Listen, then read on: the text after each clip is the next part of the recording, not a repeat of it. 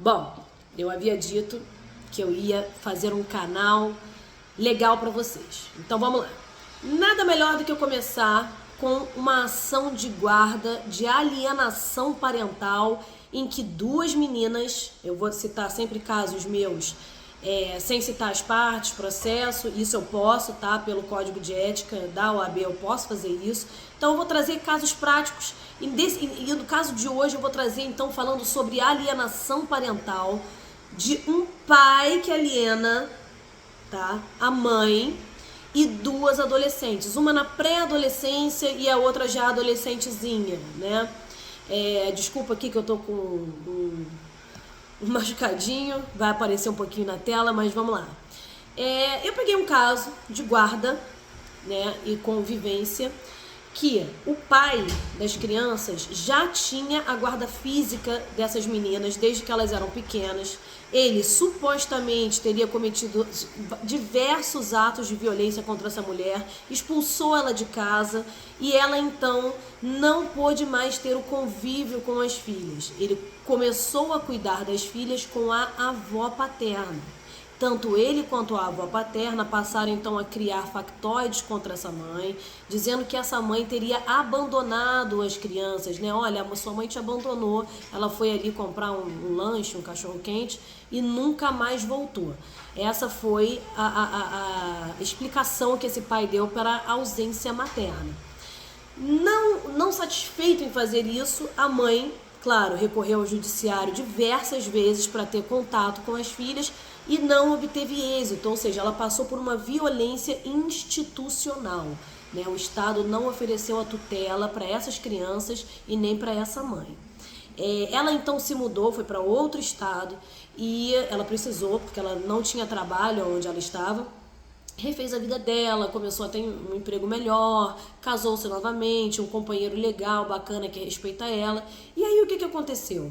Ela falou, eu preciso ter contato com as minhas filhas. Então ela entrou novamente no judiciário, conseguiu a convivência e o pai e a avó paterna continuaram a dizer, ó, sua mãe te abandonou, ela não quer você, ela só quer briga, né? Todos aqueles atos de alienação parental que eu chamo de alienação familiar induzida, né? Pra gente não usar o termo alienação parental, o mais correto e técnico, só um adendo, alienação familiar induzida, né? Como a professora Bruna Barbieri bem leciona.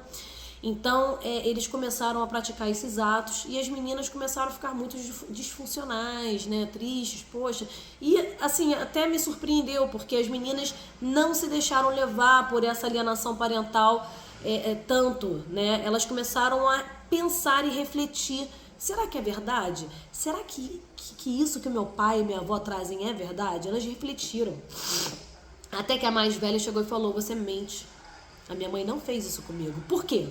Porque a mãe conseguiu que as filhas convivessem com ela na época das férias. O pai criou diversos obstáculos, mesmo assim teve que pedir uma busca e apreensão, e depois eu entro sobre a busca e apreensão com vocês.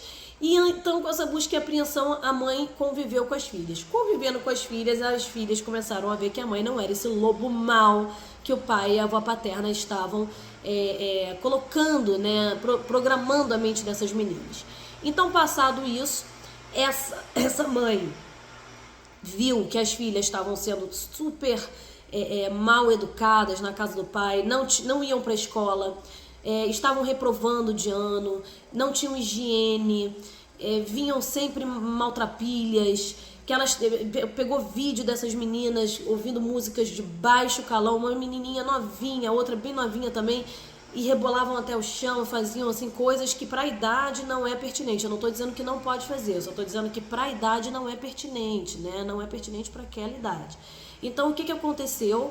Aconteceu que essa mãe ficou muito preocupada. As professoras da escola começaram a procurar essa mãe, a falar, olha, elas não vão para a escola, elas não estudam, né? A situação delas aqui é muito complicada. O pai continuou sendo um agressor, ele arrumou uma nova esposa, né? Teve um filho com essa nova esposa, ele não permitia que as filhas morassem com ele, então mandou morar com a avó.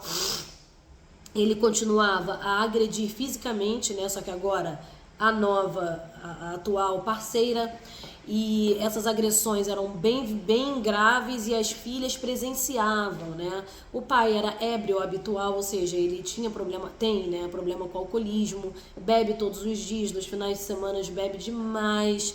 Então, às vezes, essa questão da bebida interferia no núcleo familiar, né? Tinha algumas questões de violência. As meninas sofriam violência por parte da madrasta. Então, assim, tinham que ir a delegacias eventualmente para prestar depoimento sobre as agressões. Então, era uma vida extremamente disfuncional, além da alienação familiar induzida. O que aconteceu? Qual foi o meu método, né? O que eu usei nesse caso? Um morava num estado, o outro morava no outro. O nosso STJ flexibilizou a competência dessas ações de guarda e convivência.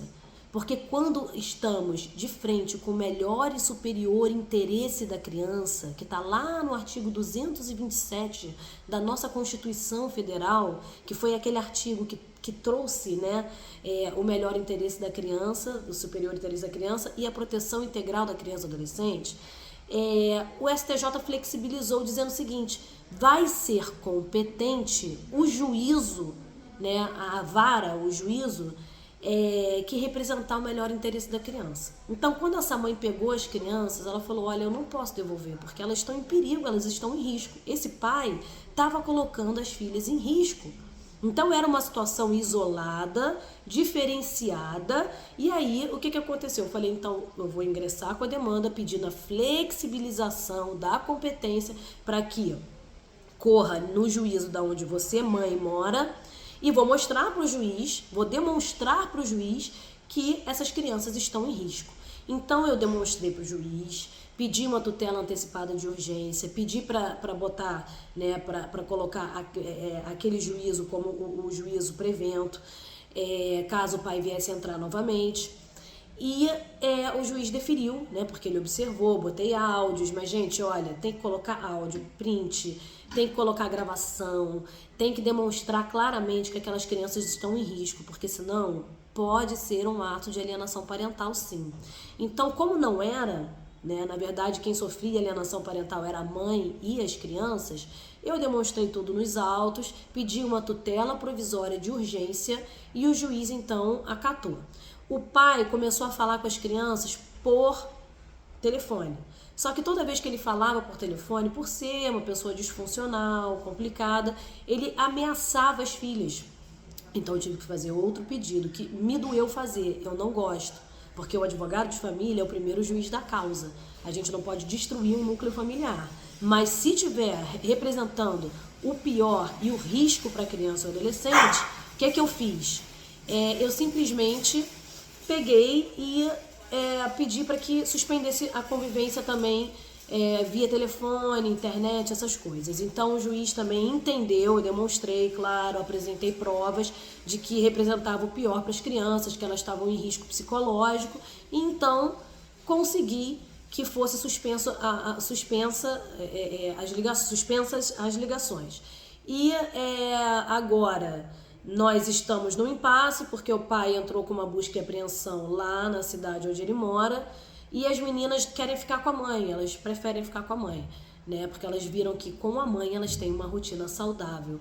Então, veja, tá rolando o processo ainda, mas eu trouxe ele como um exemplo para falar sobre o que eu vou falar no próximo vídeo, que é a separação dos irmãos.